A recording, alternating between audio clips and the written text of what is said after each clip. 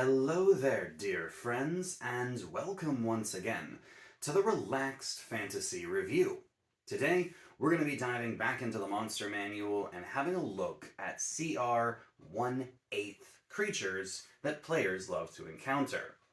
1/8 creatures are creatures that aren't weak enough to be considered CR0, so they're not, fodder, but they're still relatively low enough level that a level 1 party wouldn't struggle against them. A single level 1 character could probably take on one of these creatures if they needed to. Obviously, that depends on what creature it is and what build it is, but we're not talking about enemies today. We're talking about NPCs. We're talking about allies for the party. If you meet any of these creatures, I recommend that you ask your DM if you can get one of them to accompany the party, or at least assist them in some way. These are the top 5 CR-1/8 NPCs. Starting off, we're going to be discussing the Relaxed Fantasy Review channel. We're going to be talking about the fact that the channel has memberships. For $1 a month, you can support what I do here on YouTube. Relaxed Fantasy Review has memberships. You get a little badge next to your name in the comments. If you sign up, you get my undying gratitude. But even if you can't, thanks for watching, thanks for subscribing, and enjoying the content here on YouTube. So, CR-1/8 creatures. Starting off, from the classic good old monster manual, we have the Flumph. Flumphs are fascinating creatures. They are effectively acidic underdark jellyfish that hover around. They are, creatures that have a 30-foot fly speed. They can hover around, 7 hit points and a 12 armor class. They do have an ability called Advanced Telepathy, which means that not only can they communicate telepathically, but they also can hear any telepathic communication that happens nearby. So they're great for, listening in to telepathic communications. They also have Telepathic Shroud, which stops them from having their thoughts read against their will, and protects them from divination magic. They aren't perfect, though. They do have a weakness. They are prone. They have a deficiency as far as prone condition is concerned. If they're knocked prone, they have to roll a die, and half the time they end up flat on their backs, incapacitated. And then they have to make saving throws to, get out of that condition. So they definitely don't like being knocked prone. Basically, they're like, turtles. You don't want to flip them over. They do have an attack, which is just some tendrils. They've got their, acidic tendrils. It's got a +4 to hit, does 1d4 damage, plus 1d4 acid damage, so, they can hit okay. But actually, one of the reasons I love them the most is that they have this stench spray, a once per day ability, where they spray in a 15-foot cone, and any creatures that fail a saving throw end up getting covered in a sticky smelling substance, which poisons them. And the poisoned condition is a real brutal thing. It gives you disadvantage on your attack rolls, and it's really rough in combat if you're poisoned. And it doesn't just go away. A creature has to take a bath to get rid of it. So having a friendly Flumph to help you listen in telepathically to things and give you this once per day poison effect against your enemies, solid pick for an ally. Next one on the list I have is, again, from the Monster Manual, and it's a classic pick, the Mastiff. The Mastiff is a dog, just a regular old good boy. And interestingly enough, Mastiffs are a purchasable creature. Just like you can purchase a horse, you can purchase a dog. Mastiffs have an armor class of 12, hit points of 5, and a 40-foot speed. They have keen hearing and smell, meaning they have advantage on their perception checks when it comes to things they can hear and smell. So they're good trackers. And they have a bite attack, which has a +3 to hit, does 1d6 plus 1 damage, and creatures have to succeed on a saving throw or they get knocked prone. So, reason the Mastiff is so good is just because of the fact that it's so easy to use. You can buy these things from merchants, they come along with you, they can carry your stuff, they can be ridden if you're a small sized creature because they are medium sized.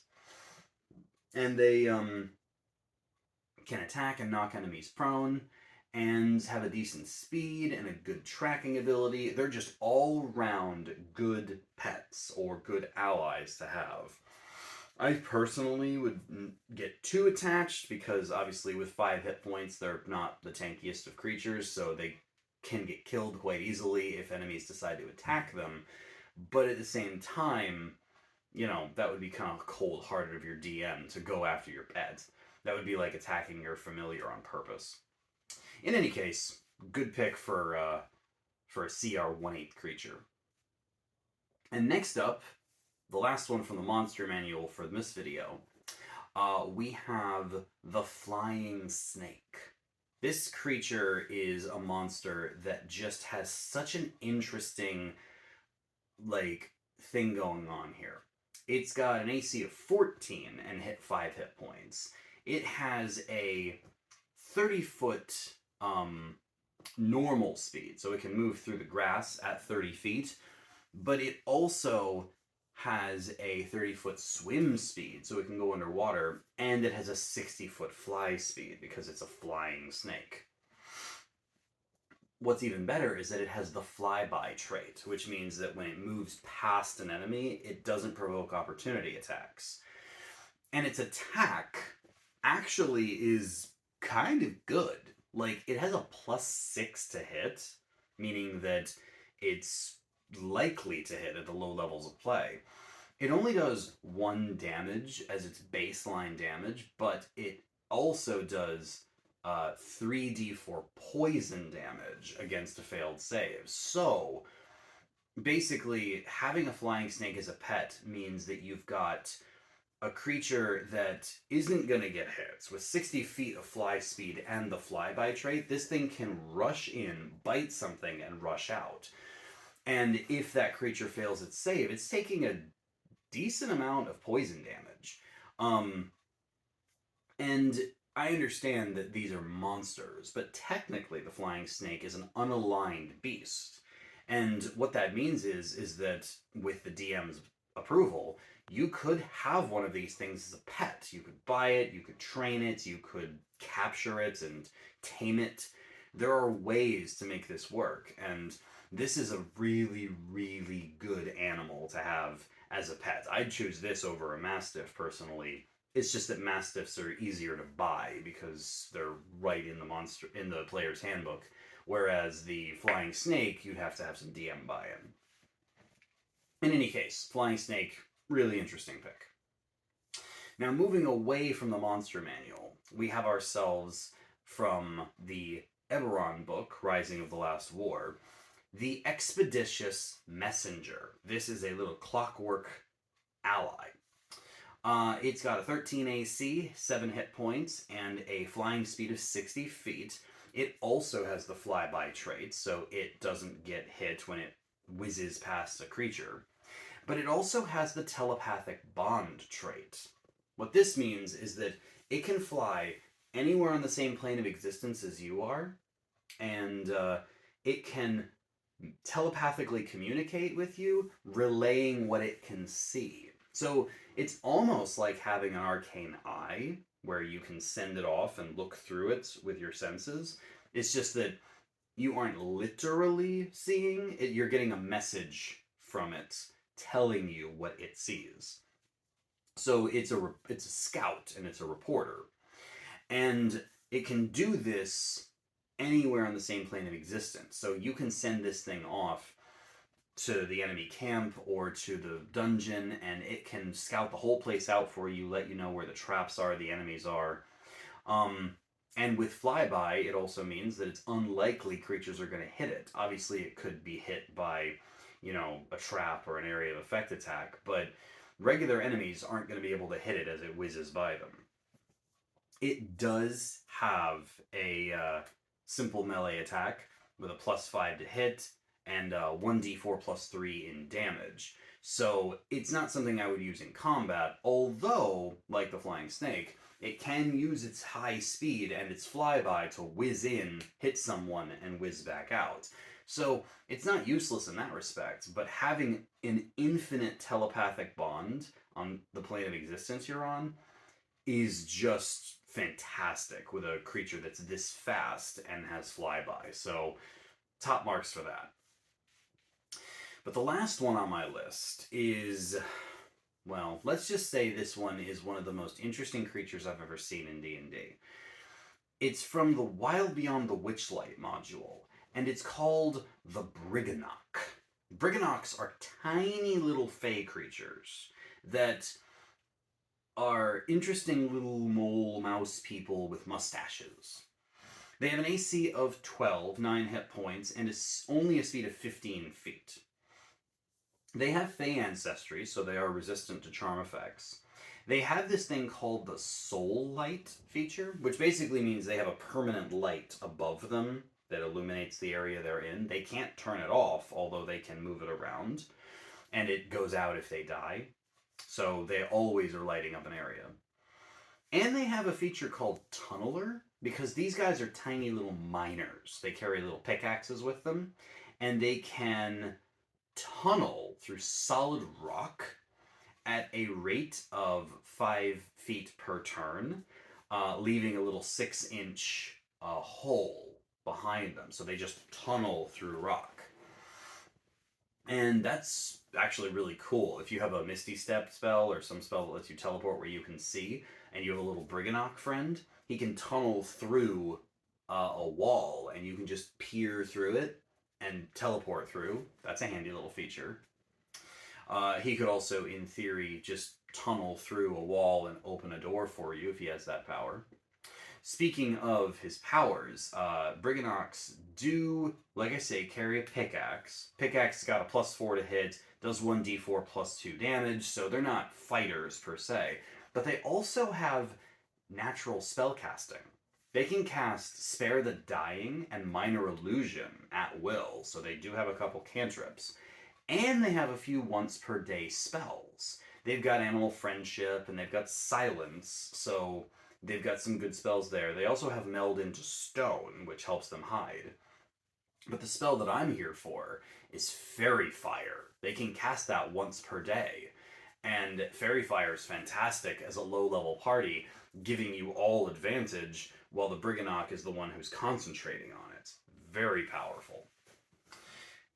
As a bonus action, they can move their Soul Light around. I already mentioned that. But the last thing they can do as an action is called the Time Lapse power, and this is what makes them so fascinating. They can locally speed up time for everyone else, or slow time down for themselves. It's a little weirdly worded, but what it basically means is if they need to perform a task, like building something, tying something down, tearing something down, mining something, they can create a little bubble of time warping where from the outside the Briganock appears to move at hyper speeds.